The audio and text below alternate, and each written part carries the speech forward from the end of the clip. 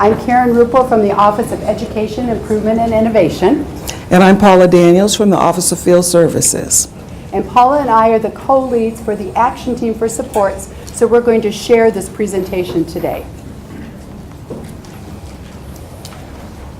While all the states in the nation, including Michigan, have an opportunity now to be able to rewrite what they're doing for well-rounded education for all students, we really can't stress enough how Michigan was on the road to this well-rounded education before ESSA. And if things change at ESSA, we're still on the road to a well-rounded education for all students.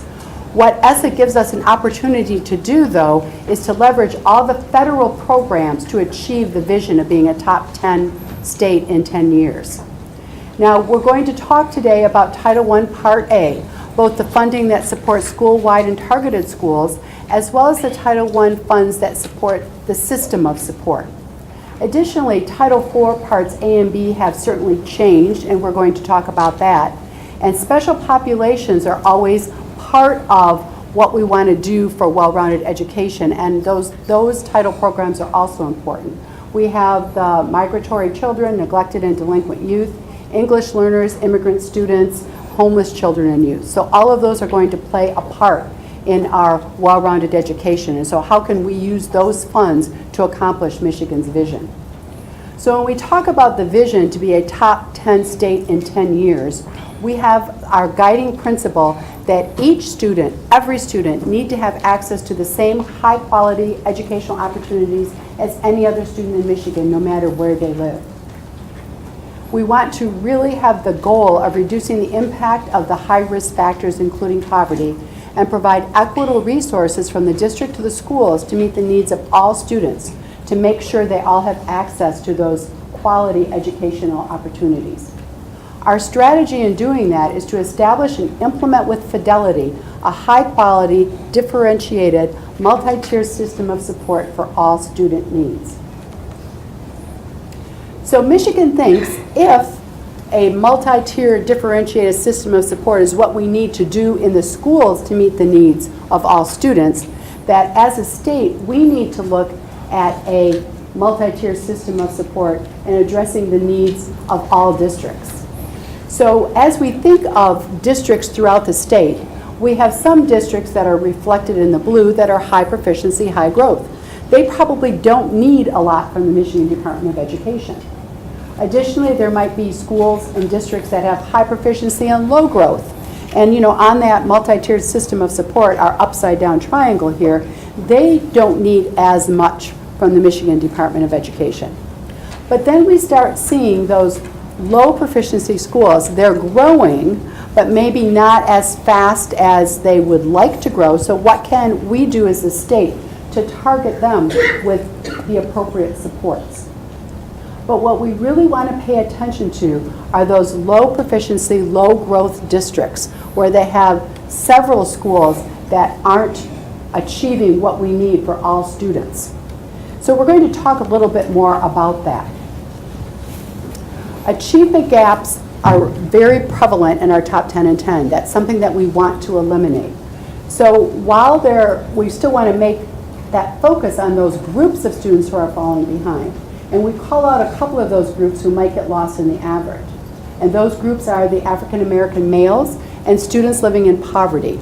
So those are two groups that we don't want to lose sight with and just keep them, sort them into everybody else.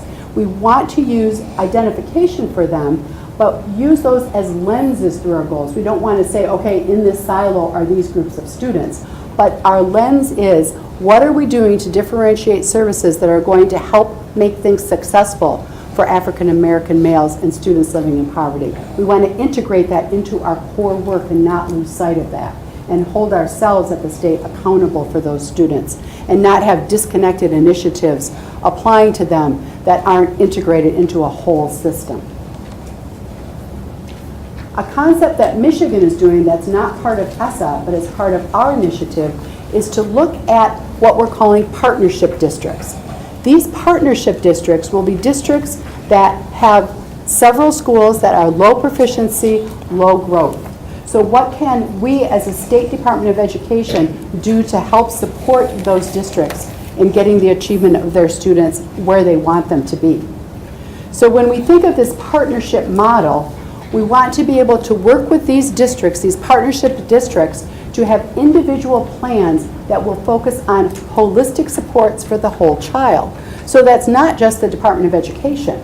It's not just the district, but we want to sit down with the school board, their local ISD, local education organizations, the community organizations, and other state agencies, not just the Department of Education, as well as local partners to develop a full package of supports.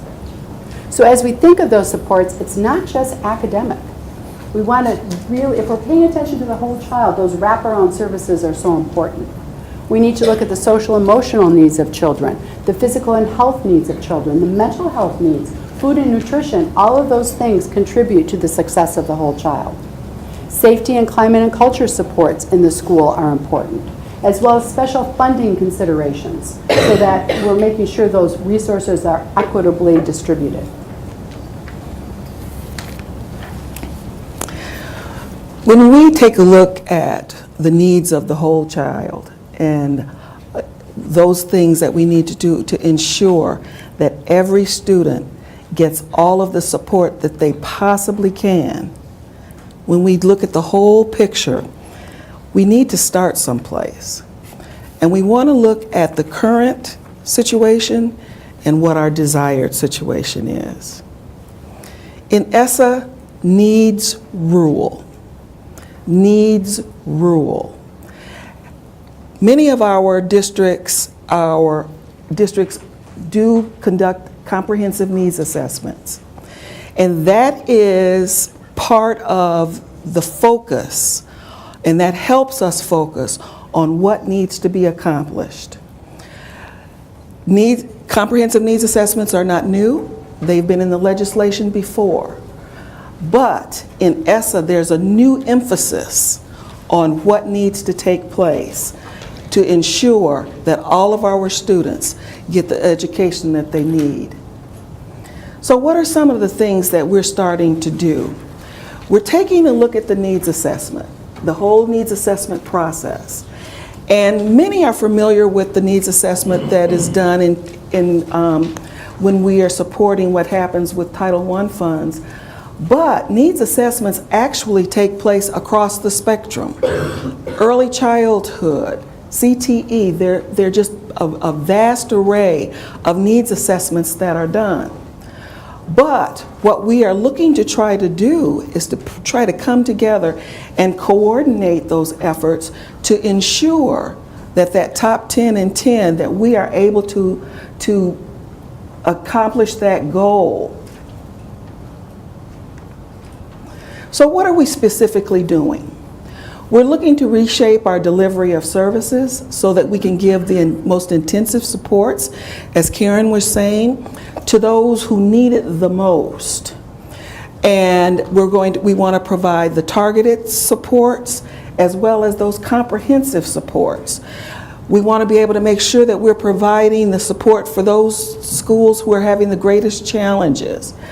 We want to ensure, however, that we have a unified vision. We want to be able to provide what best practices are and evidence-based practices. We want to ensure that those consultants and those who are with the department who are going out to help our districts, to make sure that they know what the evidence-based practices are and that they're able to be there to really provide the support that's needed. And we also recognize, and we want to make sure that everyone is aware, that a best practice for pre-K may not be the same best practice when you get to a high school. So what do the best practices look like all the way along the continuum? And we want to make sure that everyone is aware of what they are and can become comfortable with using those. Again, as I said, in ESSA, needs rule. Needs rule. And as also was shared a little bit earlier, we want to be able to take the funding that we have and use it to address whatever the need might be to help ensure that each child gets that well-rounded, balanced education, be it early childhood, schools and climate, safety, wraparound services, academic needs, health needs, whatever those needs might be. And to ensure that the CNA is whole child focused, again, as has been mentioned earlier, the need for partners is critical. We often have attempted to pull people in, but now it has to be even more focused and make sure that we pull everyone into the table who can provide some support and input so that we really get a good understanding of what those needs are. It could be community members, parents and families, social workers, health caregivers. All of these people come in together, and they are then a part of the needs assessment process. Again, we need to span the whole spectrum of what a child needs. And that's one of the things that's exciting about ESSA, that it opens up that flexibility to be able to do just that.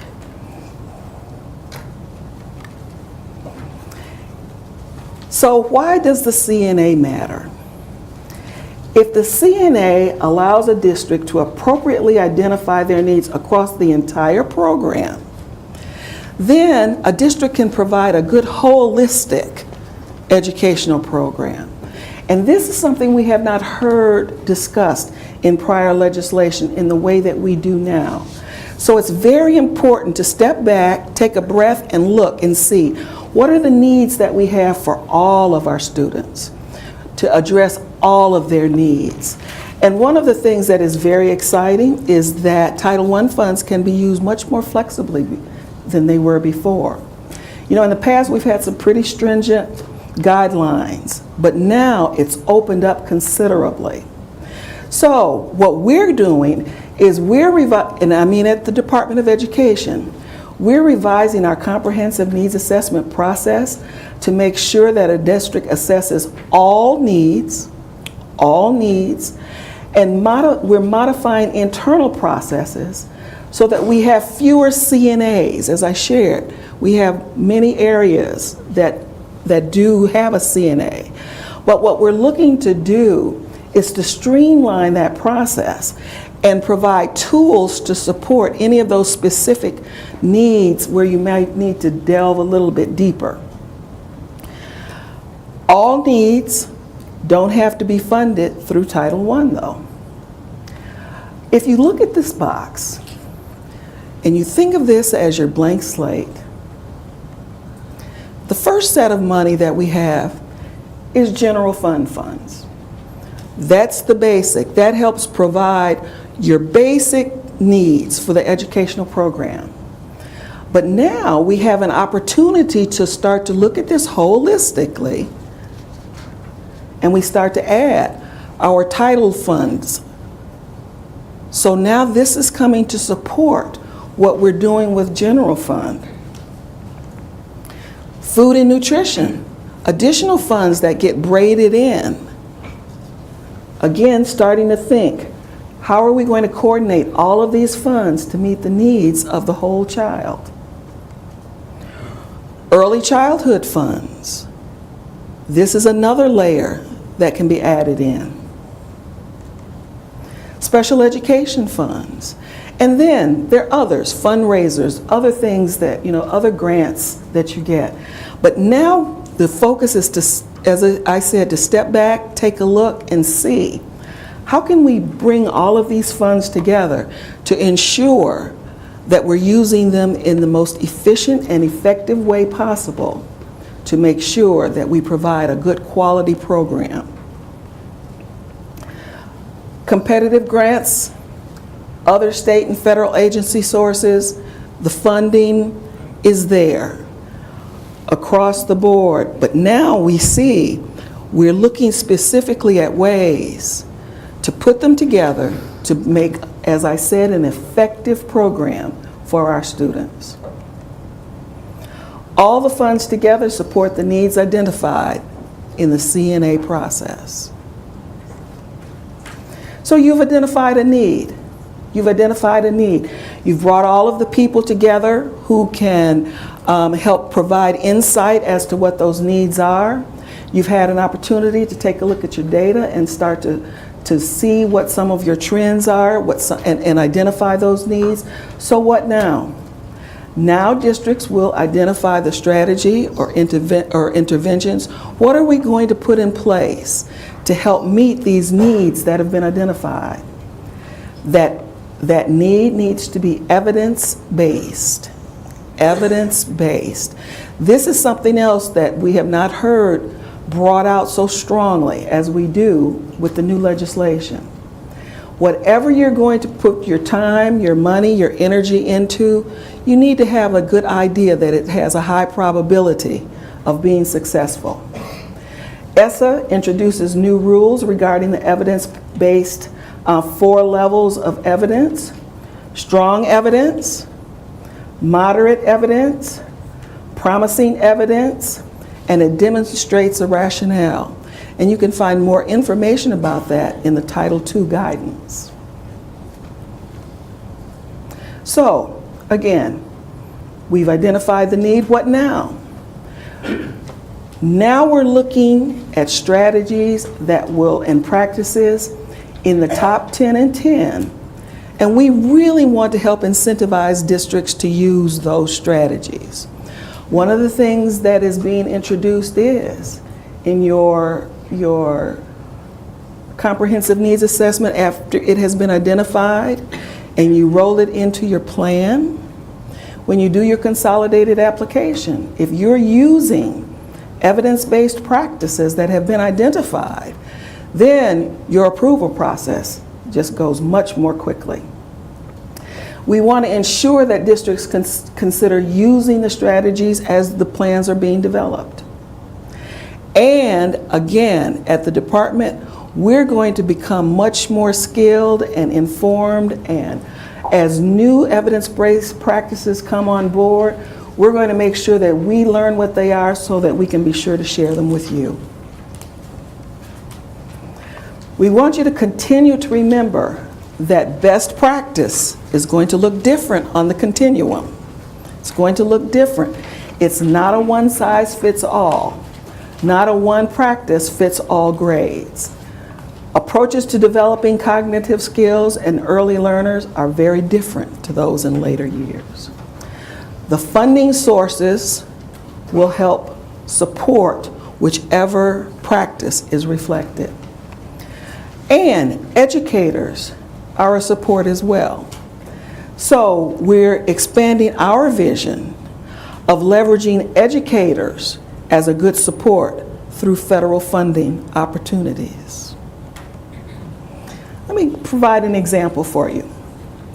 District A goes through a new comprehensive needs assessment process, and let's never forget that the comprehensive needs assessment is a process, and identifies 2 major challenges in their outcomes: a lack of coordinated transition from early childhood to kindergarten, and behavioral issues indicated by a high rate of suspensions.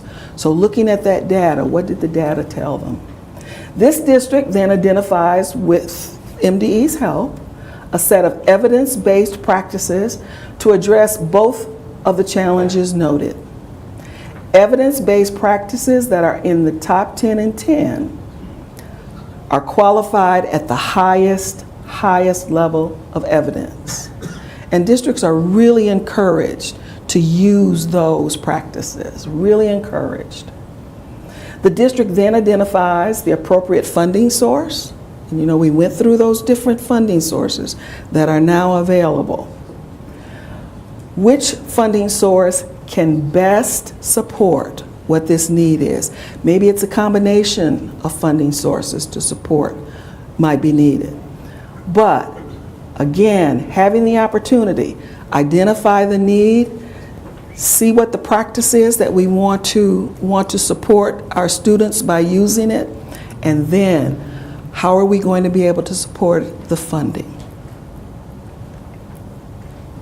There are additional things that are new in ESSA this year that we wanted to make sure that you were aware of for planning purposes. Section 1007 is the exception rule. Schools with 75% or more of their students in poverty have had to provide Title I services, and that has been the threshold. But now, if a high school has 50%, you may provide services for that school also.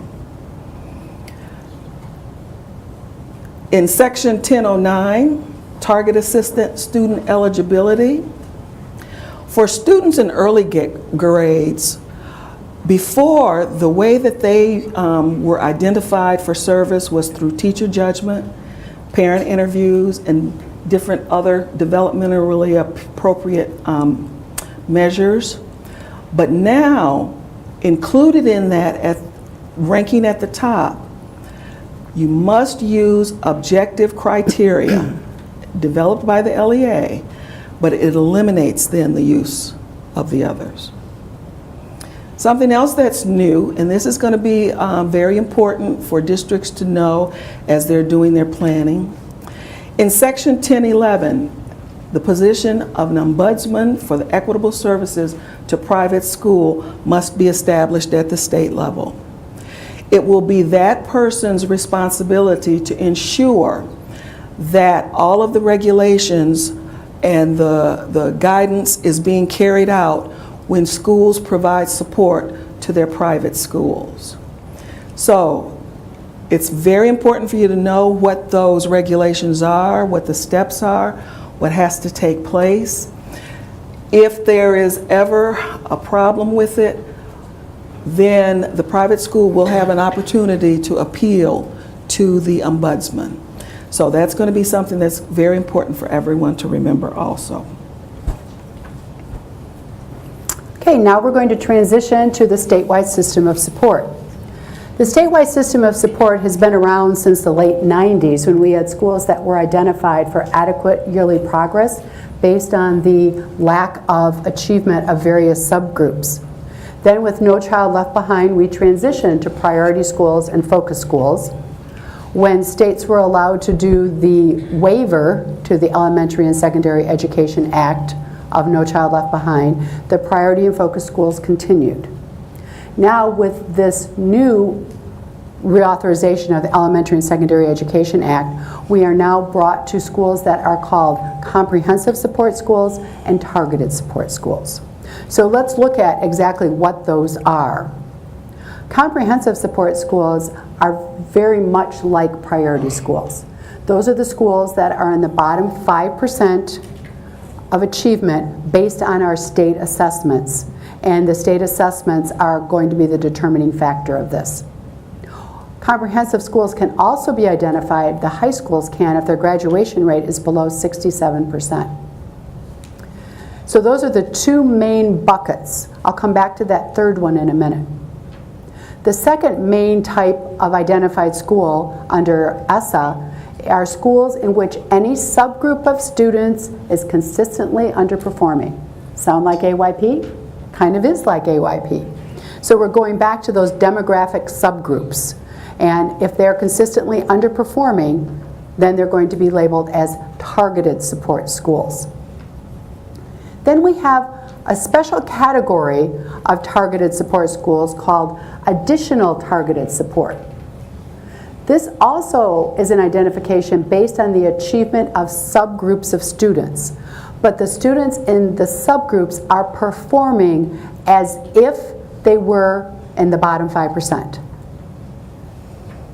All right, does that make sense? So targeted is, we're going to have metrics that are going to say these students are underperforming, so they're targeted. But if they're underperforming so much that if their identification alone would say, oh, those students are in the bottom 5%, then they're called additional targeted support schools. So a school may have several different subgroups underperforming, but if one of those subgroups is performing like a comprehensive support school, then the school gets labeled additional targeted support. Now I want to bring you back to the comprehensive support box at the bottom. If an additional targeted support school doesn't exit from that status in a state-determined number of years, then that additional targeted support schools becomes comprehensive. So what is that additional, the state-determined number of years? So that's all of the things that we're going to be figuring out with public comment. So, let's look at what we're talking about when we talk about support for schools.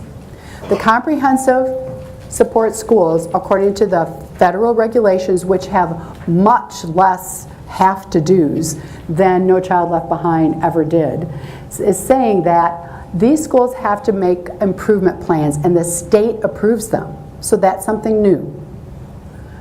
And the state may take more rigorous actions over time if the comprehensive school doesn't improve. And the comprehensive support schools that are Title I have access to additional funds.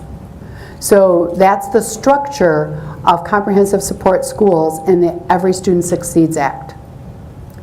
For targeted support schools, the district approves the improvement plan. So the state does not have a role in that. It's the district's role to approve the plan. And in the additional target support schools, the district is still approving that improvement plan, but again, if they don't improve, then they move over to comprehensive support. So there's another category in there, and it's called a district with a significant number of labeled schools. This reminds me of the partnership districts that we're talking about in Michigan's Top 10 in 10 initiative. So if a district has a significant number of labeled schools, significant yet to be determined, that means that we at the state must periodically review the system's resource allocation of the district to its labeled schools. The research is showing us that how districts support their schools with their systemic infrastructure is very important. And so MDE will be reviewing that in the districts that have a significant number of identified schools. And as a state, we will be providing technical assistance to those districts. Now, we're going to be asking for feedback on things throughout ESSA, and particularly on the statewide system of support. We have a lot of freedom to define what our system of support is going to look like. So there's going to be an opportunity online to tell us what you think. So we're going to have some starters for you. So we've had an action team that has worked in developing some draft components of the system of support. And so when we get to this new type of identification, what would technical assistance look like from the State Department? Because I know how welcoming people feel towards MDE coming in and saying, hey, we're going to be checking out what you're doing. So we want to make sure it's a support. So would a support be just coming on to site visits and having conversations, much like Office of Field Services does with their Title I on-site reviews? Would we be doing document reviews or desk audits of the district and school processes to see how the district is actually supporting their school, how the school is supporting their teachers and students? Might we be looking at some kind of financial audit to be checking on that resource allocation, so a review of their budgetary process? Would we be asking the district to possibly do some kind of quarterly reports telling us how they're monitoring the implementation of the improvement strategies at the school level? Based on their comprehensive needs assessment, would MDE be providing particular professional learning both at the district level and at the school level, depending on what their needs are? But we're thinking that those of you who work in districts and schools might have some other ideas. So you'll be able to tell us some of those other ideas on that online survey. So this is a new piece of work for Michigan Department of Ed. This funding for the Title I Comprehensive Support and Targeted Support Schools is coming from the 1003A Title I monies, as it always has. What has changed now is we're going to be having a 7% reservation from these funds, where the system of support used to be supported by a 4% reservation. Where did that extra 3% come from? There's no more school improvement grant SIG schools.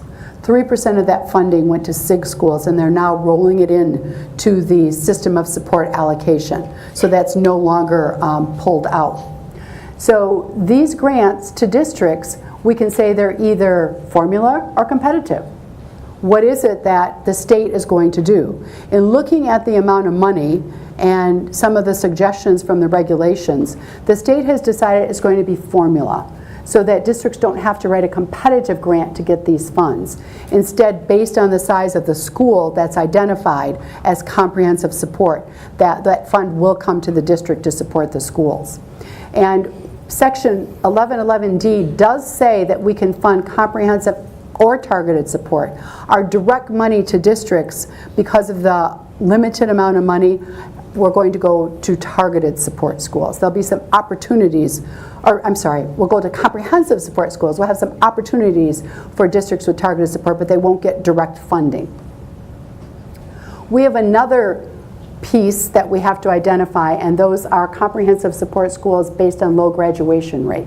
So the legislation states that if high schools do not graduate, at least 67% of students, that school will be considered a comprehensive support schools. But that's a very different way of being identified than having very low achievement. So we're thinking they shouldn't be treated the same, or our committee, our action team thought that.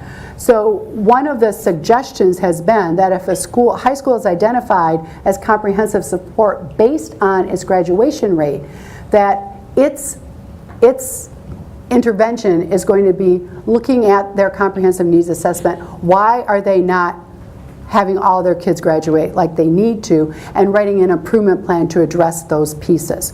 And at the state level, we're putting together this really nice evidence-based website about career and college ready and how to help high school kids. So part of what we're going to be asking for in the online feedback is, do you think that that's a good intervention for these high schools, or what other ideas might you have? Comprehensive support schools are exited by the state. So we'll have criteria through the accountability office, and we'll say, you know, this school exits or doesn't exit in probably a 3-year time span is what we're thinking. But if a school is re-identified as comprehensive support, MDE is required to take more rigorous SEA determined action. That's also new. So we're going to be asking for your input. What would more rigorous action look like? We're talking about having some regional trainings across the state that both targeted and comprehensive school staff and district staff can participate in. Would we require that kind of training and how to do a really good comprehensive needs assessment? Would we have MDE teams to be able to go on site into the district, into the school, into the classrooms to determine the fidelity of implementation of their evidence-based improvement efforts? Would we need to look at how can we increase the monitoring to check on the fidelity of implementation? Would that be something the state would do? Or what else might you suggest for more rigorous action for those schools that aren't exited from the comprehensive status? So we need your help on that. Kind of switching now from the supports for schools identified as comprehensive or targeted, let's look at special populations. As we said in the beginning, these title programs provide a special lens for particular groups of students, and we want to make sure that their needs are recognized and addressed. So a comprehensive needs assessment needs to include all of these special populations of students that you see there. As we think of how districts need to provide equitable access to all students, sometimes we've looked at a delineation between special POPs and regular Title I funds, or special POPs and other kinds of programming, and we're saying that's not true. We need to make sure that our students who are identified as special populations have equitable access to Title I services as well as to early childhood programs. So that's an important part of ESSA. When we think of the strategies to improve the performance of students in special populations, we want to improve their academic achievement, but we also want to improve the teacher preparation and effectiveness in how they are instructing these groups of students. We want to make sure that their transition to careers in college is improved, as well as the engagement of the parents of those special population groups and the community. So we want to offer, partnering with our ISDs, professional development, technical assistance, and support to encompass these special populations. Something new in ESSA is the way the Title IV Part A grants are structured. What Title IV Part A has done is they have taken 49 little grants or grants that are no longer in effect, and they've put them into a new competitive block grant structure called Student Support and Academic Enrichment.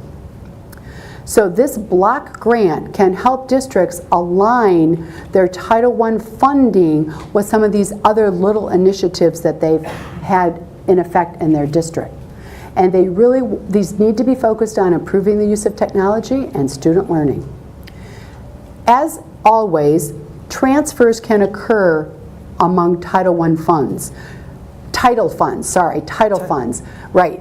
Knowing that you can always transfer into Title I Part A, but never out of Title I Part A. And that's the same thing for a Title IV competitive grant. So if a district gets a Title IV competitive grant, they can then transfer it into Title I Part A, and Title I Part A has more flexibility now as long as needs are identified in the comprehensive needs assessment. So if a district would like to apply for Title IV Part A grant, the Student Support and Academic Enrichment, the grant application needs to include particular program activities. The program activities are providing all students with a well-rounded education, improving school conditions for student learning, and improving the use of technology that can improve academic achievement and digital literacy for all children. Now, these funds by themselves might not be enough to do all those things. So how can you leverage them and coordinate other funds to be able to do this? So when districts do their application, they have to specifically show in the budget how they're going to allocate these funds to implement the programs. So at least 20% of the funds have to support the well-rounded educational opportunities. At least 20% of the funds have to support activities for safe and healthy students, and a maximum of 15% can be used for technology infrastructure. So it's a competitive grant that has a lot of parameters set around it. Title IV Part B is 21st Century Community Learning Centers. You've heard of 21st Century. A lot of you have had 21st Century grants in your districts.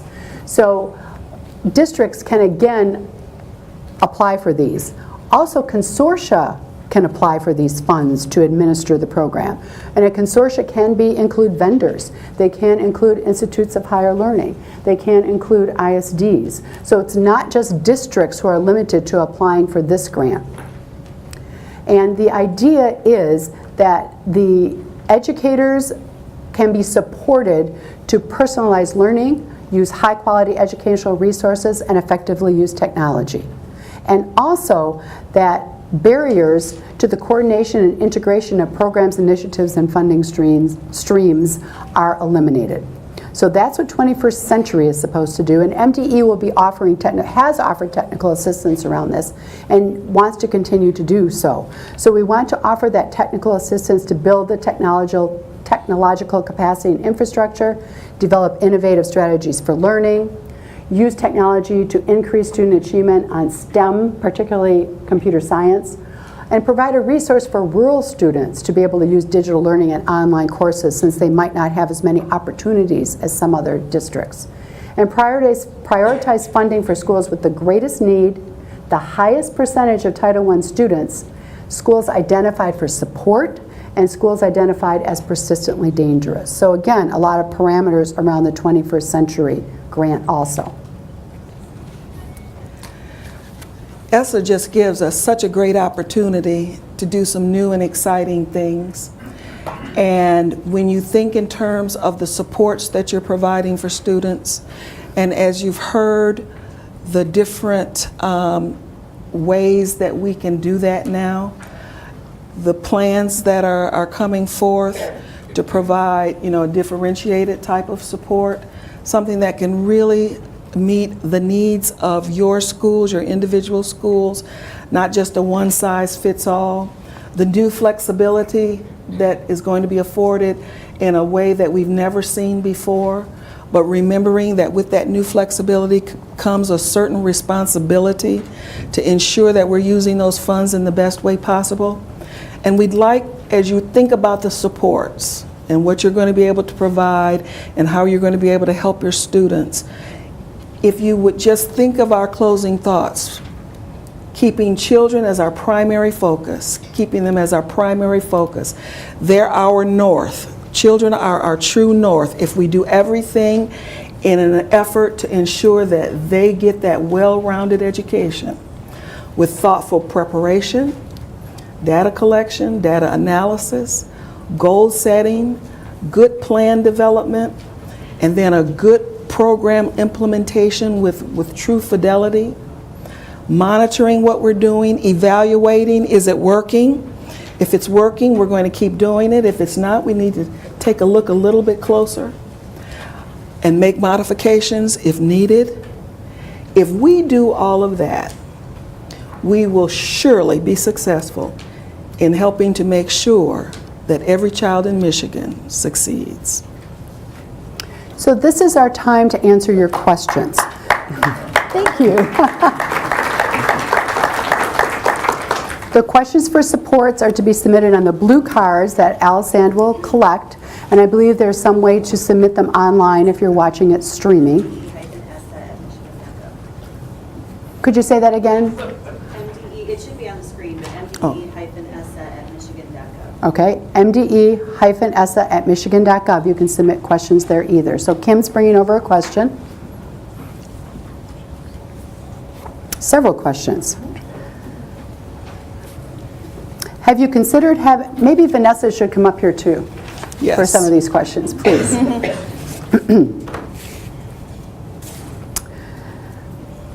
Okay, Vanessa, I think this is a question for you. That's why I wanted you up here. So has MDE considered having the ISD serve as the lead in the partnership model and have the department support the ISD? Oh, yeah, good idea. So the partnership model is really about flexibly figuring out for the districts most in need how we bring all the partners to the table, of which the ISD is a critically important partner. I think depending on which district, though, not all ISDs are the same. Not all ISDs have the same capacity. Not all ISDs have the same set of resources. So in that individualized approach to creating a partnership district plan, sitting with the ISD as one of the partners and figuring out what they bring to the table or what they are best equipped to implement in terms of the district's needs is important. So I think it's less, there's the who takes the lead in convening the partners, in saying you're a partnership district, in walking through the comprehensive needs assessment, and then there's who takes the lead in implementation, and I think those might be two different things, but it's individualized by the needs of the district. So I don't think this is a yes or no. It is more a question of how do we best partner with the ISD in each partnership district case. Do you want me to answer another one? Thank you. Are there more on there? I haven't read it. So. Okay. All right, Holly, you have one? Yes, clarification. With Section 1007, we were required to service those with 75% poverty. Must or may we serve high schools with 50%? You may. You may. You have that option. It is not a requirement. Right, there are several questions about evidence-based practices. So I think I might be able to answer all of them at the same time. So when we think of how they will be determined, and how are they going to be determined, the top 10 and 10? Okay, two different questions. All across the nation, states are grappling with how do we identify evidence-based practices. And so we all know what Works Clearinghouse. That is like the gold standard of the repository for evidence-based practices. Some of us have been somewhat critical of that because so many of their evidence-based practices are programs that you have to purchase. But, you know, those are evidence-based practices. And they have reorganized their site, so you can go in there now and search for a content area, a population group, you know, a grade level span. So it's pretty nice. As a state, we are looking at things that are existing as repositories of evidence-based practice. So Johns Hopkins is putting together a site specifically for ESSA that other states are also going to be using. There's a STEM organization that has some evidence-based practices. There's, at MDE, we're working with Bercherel's group to put together some evidence-based practices for high school students to be career and college ready, and how to engage students and lower the dropout rate. So the state is going to put together a repository of evidence-based practices, a lot of them. Out of those, we're going to identify the ones that specifically align with the top 10 and 10. And those are the practices that we're going to encourage districts to use if their needs match what those practices are. Does that, I think that answers the evidence base. If not, do a follow-up one. And I'd like to add to that, we recognize that there are some practices that we want to work on as a state where we need to build an evidence base, so we'll be looking to partner with research partners and figure out how, if there's a practice that's promising or that we know that we want to use as a state that's aligned with 10 and 10, and there's an evidence base at that second level of evidence that we want to increasingly implement and add to the evidence base around these practices as well. Okay, Paula, do you have one? Or Yes, community needs and resource assessments take lots of time, and time is money to do them well. What are the plans to combine the CNA and hopefully make it multi-year? That is, in fact, one of the things that's being discussed. So that you may have that big CNA that's a multi-year, and then have some supports where you come in and just monitor to see how you're going, so that you can make adjustments as you need to. You don't want to get too far down the road and find out you were heading in the right direction. But as far as the big CNA process, having that a multi-year activity. a clarification on the evidence-based, we don't have it ready now, but all of this will be compiled, and our goal is to have it put together by late summer, early fall, is what we're thinking, if not before that.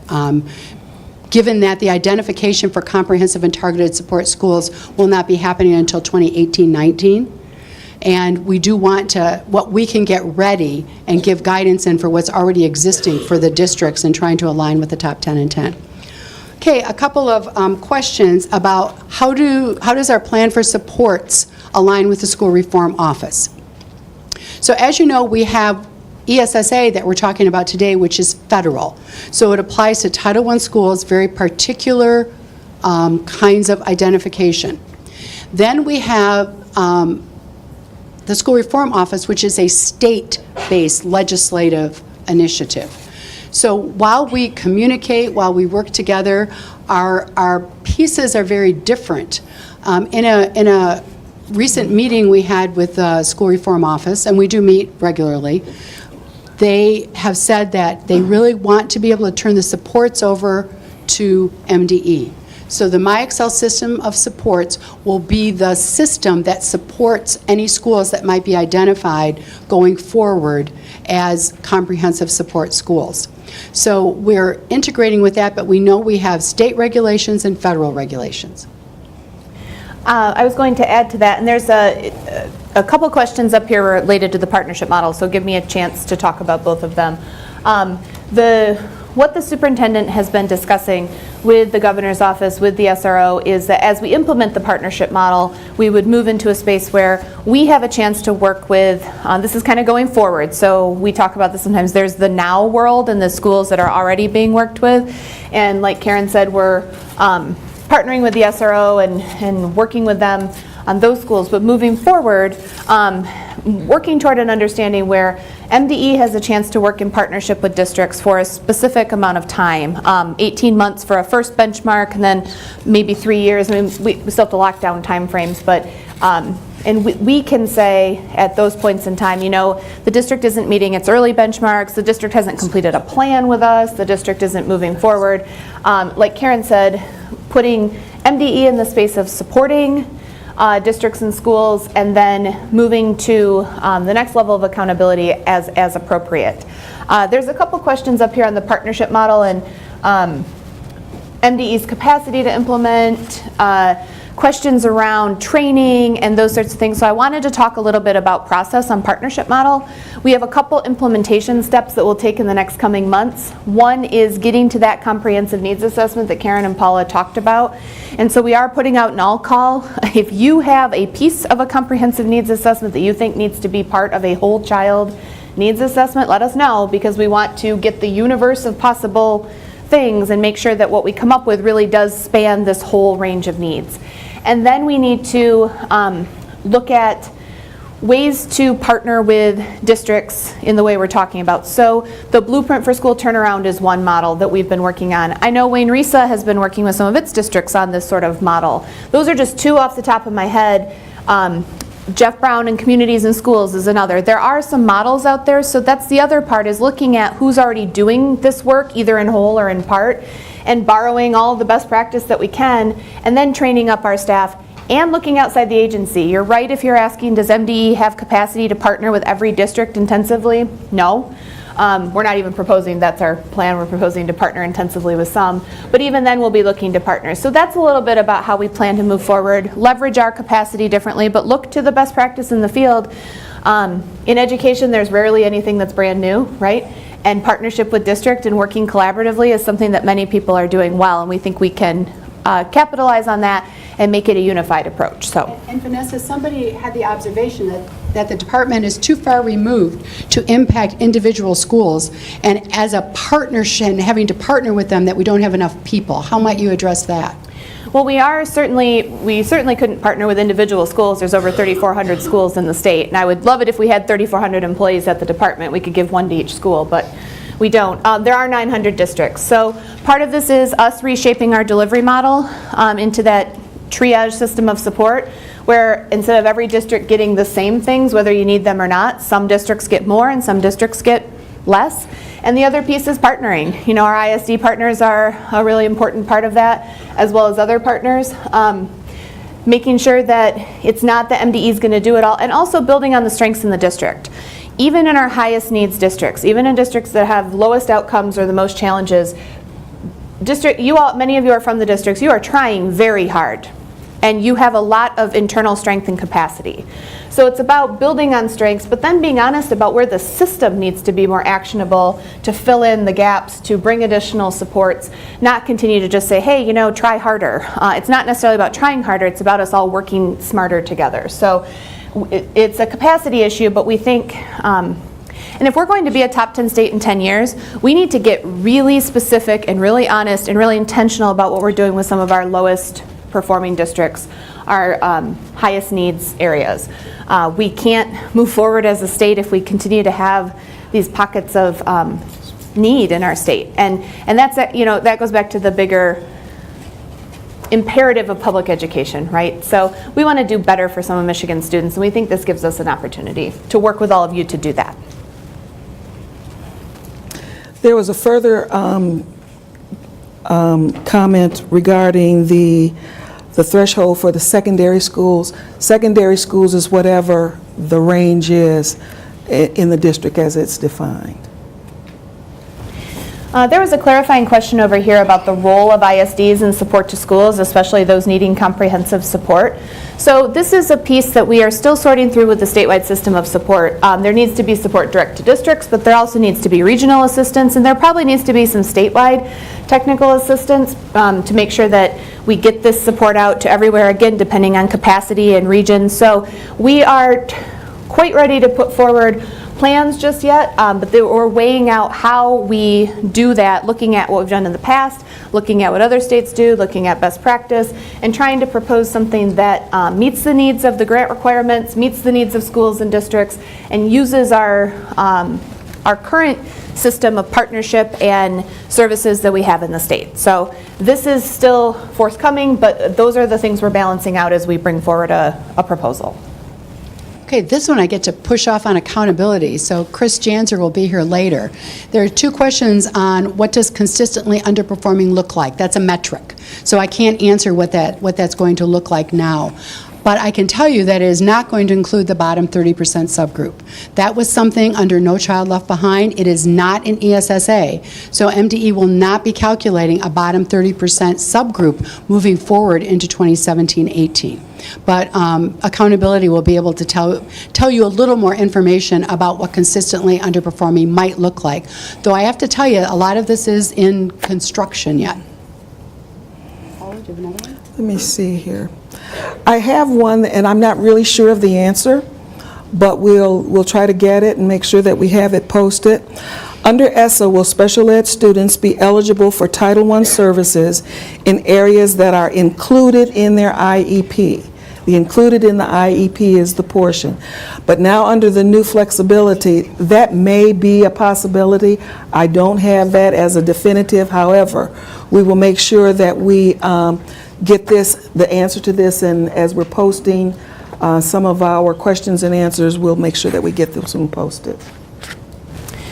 There's another question here about community needs and resource assessments. Somebody, maybe some of you in the audience, accurately identified that this more comprehensive needs assessment will take a lot of time. And especially if we bring more partners to the table and we do this really deep dive, that is a time-consuming task. And some of you might be thinking, oh, I hope they're not going to make us do that every year. That sounds awful. So an important thing to add here is once we've figured out what this true whole child comprehensive needs assessment process looks like, and the partners who need to be at the table, a concurrent piece that we're working on with ESSA is reducing how often you submit this. So moving toward more of a 3-year cycle of, or maybe even 5 if you're getting outcomes of a certain level, where you do your needs assessment and your plan, and then you do not have to redo it year over year or resubmit it, so that we can have, really it makes more sense to come up with a plan and have it last for several years. One thing I often say, many of you say it as well, I know, is if in education, if we picked something and did it with consistency and fidelity for a period of time, we would see outcomes. You're all nodding, I bet you're nodding, anybody who's watching at home. We all know this, that sometimes we need to just stop changing our plan. If we start with a good needs assessment, come up with an evidence-based practice, a year later is not time to junk it and start over. It's time to figure out what's working and what's not about it. At the same time, coupling that with honest discussions about, okay, we've implemented, it's gone well, it's not working, maybe we need to try something different. So in the plan, we didn't talk about a lot about it today, but we are planning to, like I said, redo that process, redo the timelines, and make some changes to the grants application process to make it more streamlined and less time burdensome, so we can do this needs assessment, do the plan, implement, and have that be more the kind of 3 to 5 year planning we want you to all be doing. And I will answer one other while I'm talking. There's a question that's kind of related to accountability, but it also I think relates to something I asked about, or I said about similar peers. How are you performing relative similar peers? When people talk about this in the accountability conversation, it usually is in reference to poverty, so other schools with similar amounts of poverty. But like in our beating the odds analysis that we've done for the last few years, we look at a number of demographic characteristics, so it's not only on poverty. So like Paula and Karen said, some of this is still to be determined. We can figure out exactly what that means. What if you're outperforming a relative group of schools, what do we mean by that? But if we commit to the idea now, then we can work out the details. So. Okay, I have a question. How will Michigan's large and growing English learner population be supported comprehensively, especially by Title I, those who need it the most? Our EL population was always supposed to be supported through Title I. That was always the case. But now, as you go through the legislation, you find that it's even more focused on the supports that should be provided. So one of the things that we have before us when we're working on everything is the quest to make sure that our special populations are receiving the support that they should, because as noted, we do have a growing population, and we want to make sure that we're able to provide the supports that are needed. And at lunchtime, for anyone who'd like to go into a little bit more detail, Dr. Tabrizi is going to be conducting a session. Shireen, do you know where that is going to be? In room 223. So she'll be able to give, some even more details and get your comments as we're making sure that we develop a plan that is very obvious and evident that we're providing the support for these students. Okay, Paula, you had one short one about Title I right there. The Title I formula, the formula for Title I will not change. And exiting comprehensive support schools, again, that's an accountability question that I can't address here. And I believe our time is up. So we will be We will be back at 10:45. We have a short 15-minute break. Thank you.